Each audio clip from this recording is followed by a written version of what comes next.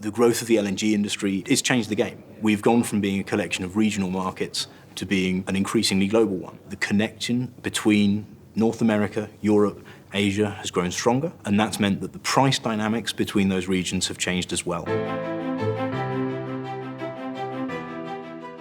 We are one of the largest utilities in Europe.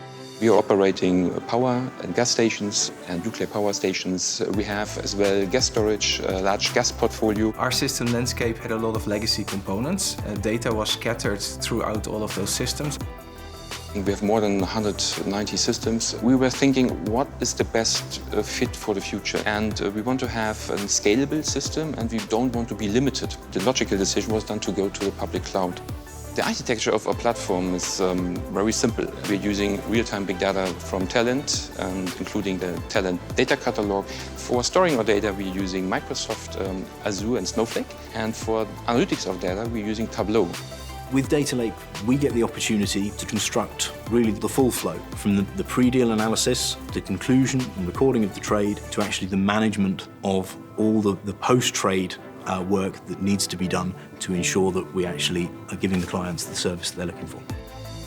Market analytics is the prerequisite ingredient. So my team is responsible to forecast all the markets Uniper is active in, what the price of the power market will be in the next hour, but at the same time we're also doing long-term scenarios.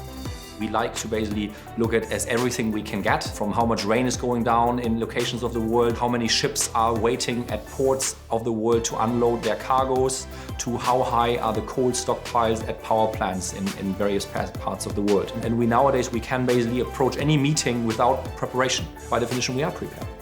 Everything's there. Very important is actually understanding the power demand. We need to understand how much gas Asia will take, how much gas the US can deliver, how the supply and demand behaves in Europe. You need the best available data. Because you set your thresholds, you want to get into a position at a certain price. And if you reach a price, you have to be fast. There's a window of opportunity, and you have to get into this window of opportunity. So when the traders actually want that an asset produces, the asset needs to be there. We have coal power plants, gas power plants, we have hydro. Nowadays, that the power plants, the running regime has changed, so it goes up and down. That stresses the component more. Where we use the data that comes from the IoT sensors, we combine that with the data from the trading people, and then we can derive how much time is actually remaining in a certain component in lifetime.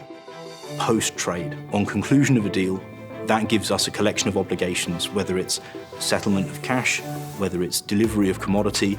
The role of data post-trade is, in my opinion, just as important as the role of data pre-trade. Pre-trade is how we make sure that we enter into deals that we're happy are good. Post-trade is how we basically make sure that we stay safe and we meet our counterparties' expectations, saving our reputation and keeping our balance sheet healthy.